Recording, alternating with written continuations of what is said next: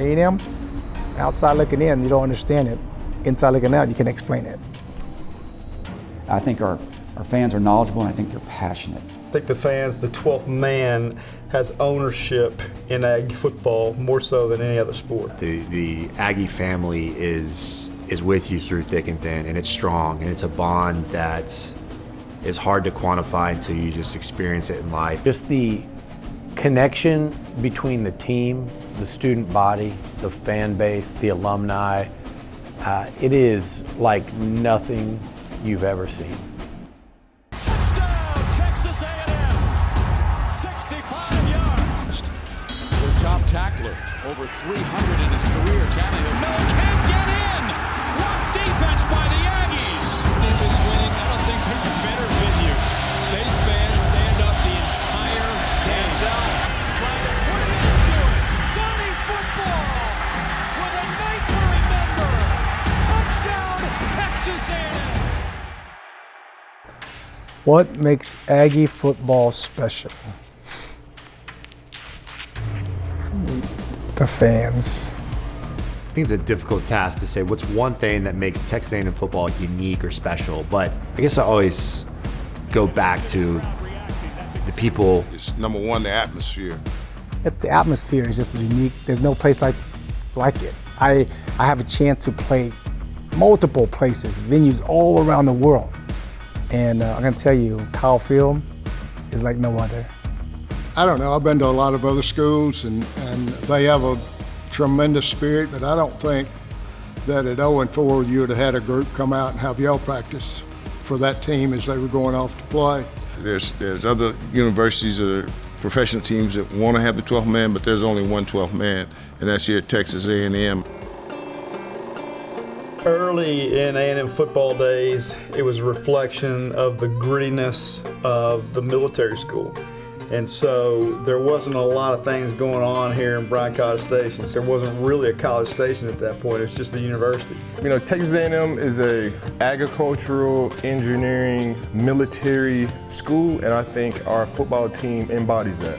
I guess the best way for me to describe A&M and how it sets itself apart from other schools, and it's not just about athletics. It's about student life as an Aggie. 12th man started back in the early 20s. E. King Gill was a basketball player, but he also played football. And in the predecessor to the Cotton Bowl, he came out of the stands. He was spotting for a sports writer at the Cotton Bowl. Came out of the stands dressed in the uniform of an injured player, and never went into the game, but ever since then, A&M fans have stood symbolically willing to come into the game, ready to come into the game, so to speak. So in 1939, Texas A&M won its one national championship by beating Tulane in the Sugar Bowl. That team had a couple superstars, namely John Kimbrough. That team really kind of just captured everything that was Texas A&M. Tough, gritty, and they just wouldn't quit, and ended up winning the national championship. They beat Tulane in the Sugar Bowl. It really wasn't a big deal to those players. I had a chance to interview a lot of those 1939 players before they died, and they didn't even know what they had done. They just kind of like, oh yeah, we won the national championship, what is that? So they came back on the train, they were excited because they got to go to New Orleans, and they got to party after the game, so that was kind of the big deal. But at that point in time, they really didn't know what the national championship was.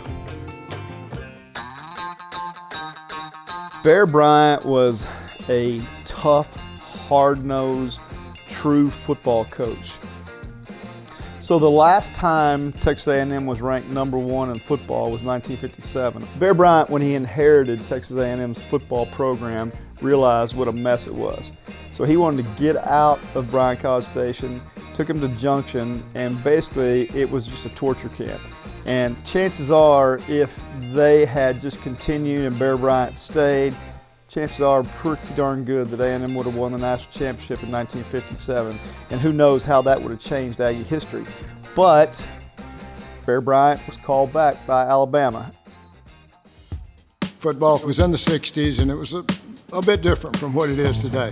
The coach that I played for, that was Coach Stallings. Former captain and former assistant, the dynamic 32-year-old Gene Stallings. Well, it's a lot different from what goes on today. We actually huddled up every play. We went in, took the football from under the center. Coach Stallings was a junction boy.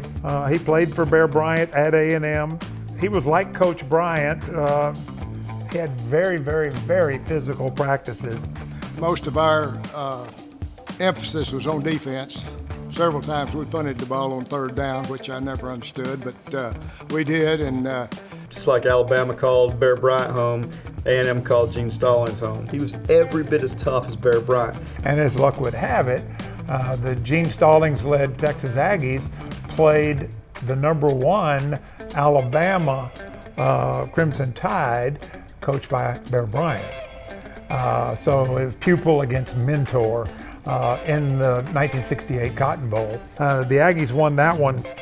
Coach Bryant and Coach Stallings met in the middle of the field, and Coach Bryant picked him up. And he was proud of his pupil, even though he and his team had lost the game.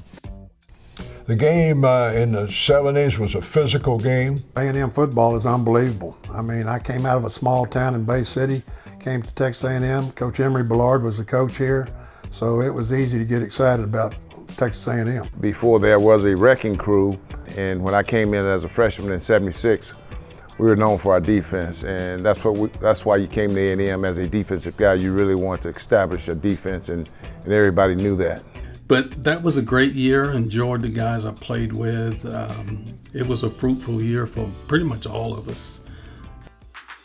I would describe football in the mid-'80s as something they would probably discourage now. It was tough. To me, it was a more physical style football. It was more of what they call, running option football. You got a long ways to go. You're going to be a good football team if you want to. When A&M hired Jackie Sherrill, it put Aggie football back on the map. I think Jackie Sherrill's widely respected by all Aggie fans because he won, because he finally woke up the sleeping giant. Bringing in Jackie Sherrill to Texas A&M meant to the football team, to the alumni, to everyone, that they were serious about competing for championships. That was the era of, I think, the turnaround. I went to 3 Southwest Conference championships in a row, played in 3 Cotton Bowls, so I was part of that. And also, when the wrecking crew was formed was in the late 80s, so I was fortunate to be a part of both of those experiences. 65, let the defenders in, and they stop the Heisman Trophy winner. First goal line stand. When you have a football team that identifies by its defense, that's an attitude. That's a belief system that we're not going to let you score. We're going to hold you on every 4th down. It's a toughness issue. It's an effort issue. We broke a lot of records, and it was a lot of fun. I remember in 1980, we had won the conference in 1985. We beat Texas at home. We had to do the same thing in 1986, but we had to beat them at their place. And we beat them there in 1984, which kind of kicked off our run. They had a really good team that year. And it was a cold, rainy night, and we beat those guys 16-3. And Jackie Sherrill has won it. A&M's record will go to 9-2, and the Aggies will march into the Cotton Bowl as Southwest Conference champions. The 12-man kickoff team was really an embodiment of the student body, because Jackie had gone out to Bonfire and he was just mesmerized. I mean, he just figured, hey man, if I can get 11 of these guys to run down on a kickoff team, man, there's no doubt that I might have something special. When he first came up with the idea, I kind of wondered about it a little bit. It was to take advantage of the awesome school spirit of the 12th man in the stands. And they came out and did a great job. The invitation to the tryout was a poster that said no experience required. I kicked it for them, and they had one of the lowest return percentages in the country a couple of years. They just cherished, they loved A&M and they wanted to be a part of the football team. For you to come out and want to be a part of that, man, I had the utmost respect for those guys. I had spent a lot of time as an assistant, and over the years I'd had opportunities to go be a head coach.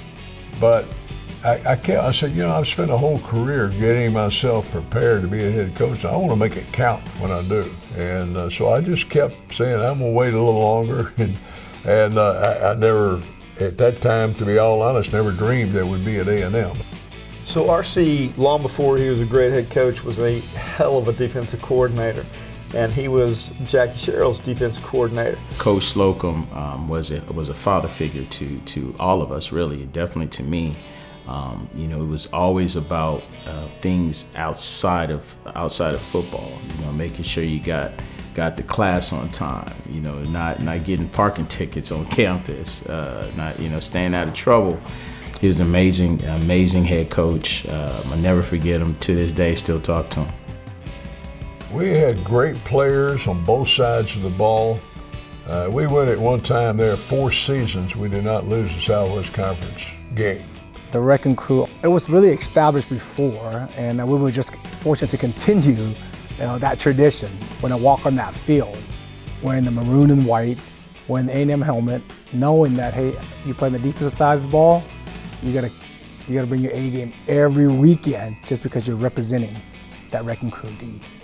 I think that the Wrecking Crew defense, the secret sauce that we had was the passion that we played every call.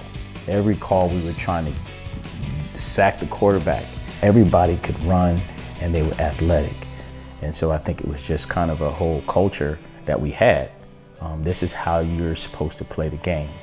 And so we played it with passion. Yeah, it was a defensive era, through my lens. The Big 12 was a huge step in the right direction for Texas A&M. The Southwest Conference was just Texas schools, and they needed more recognition.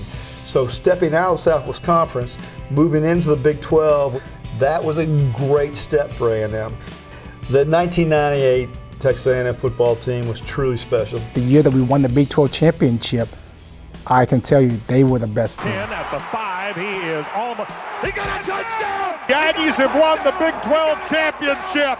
We played back in the Big 12 days. Yeah, we played in the Big 12 South when I was at A&M. It was really, I thought, a good era for the Big 12. It was really a good conference top to bottom. I'm all about hard work. We had a lot of gritty practices, a lot of gritty games. Yeah, definitely a different brand of football, I think, than what you would see today. I think it was kind of built around camaraderie and loyalty and toughness. We were a very, very tight-knit group. It wasn't always good, but when it was good, it was excellent.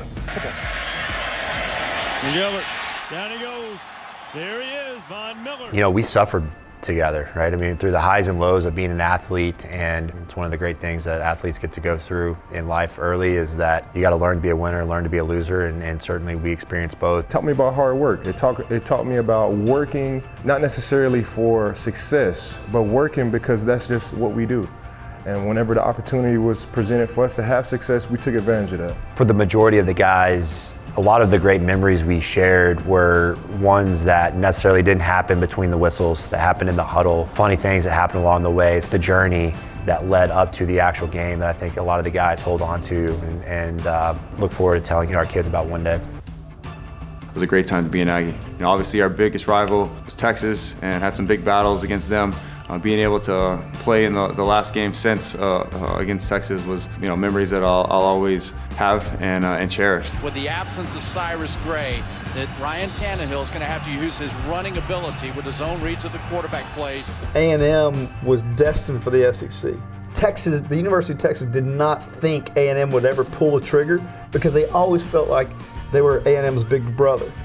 And they were shocked when A&M said, no, we're going out on our own.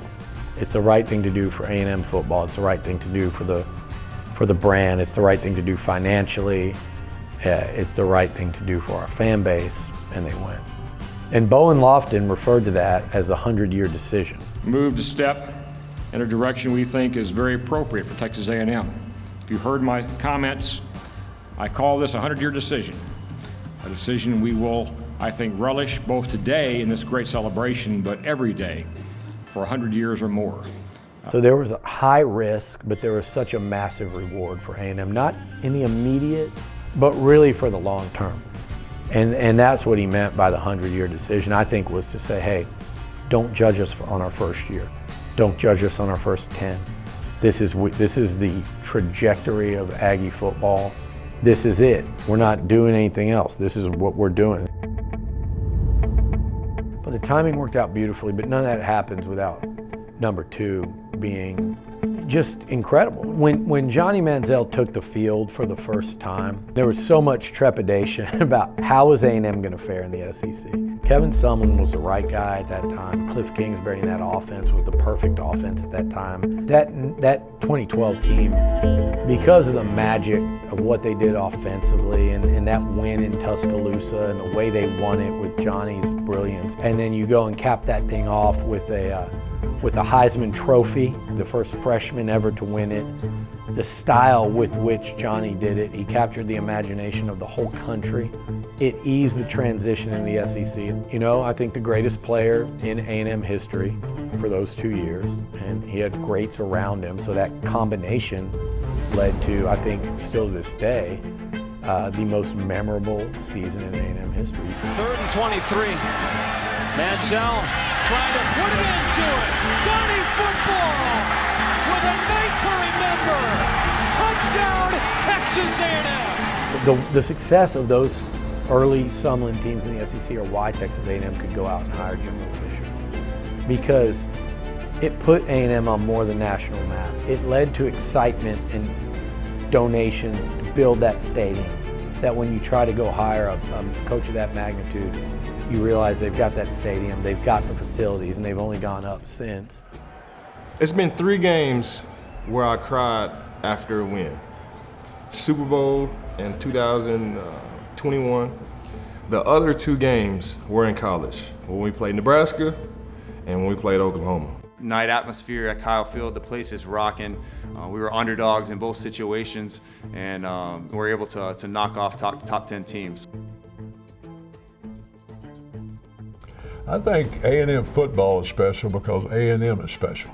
Texas A&M is such a special school. You know, College Station is such a special place. Texas A&M really felt like home for me. It was an easy call for me when I was coming in to come play in college. Football culture at A&M is probably different than it is anywhere else. Football at Texas A&M is a priority. Aggie football is our student body. When you're playing in front of a crowd of that's 80,000 or 100,000 fans, when you walk out on the field, your emotions run high. I know when I heard the Aggie band and the fans screaming, then I would get chill bumps. So, and then all the adrenaline start flowing. Guys that play, when you hear that band crank up and you hear the fans and you see everybody swaying around in Kyle Field, if you don't get fired up for that, then you can't get fired up. You go out in a stadium with 100,000 people, there's nothing that has the potential to even, be steeped in that much tradition as a Saturday at Kyle Field in college football. The Texas Aggies are a band of brothers, whether they play football or not. I mean, we're the Aggies. The Aggies are we.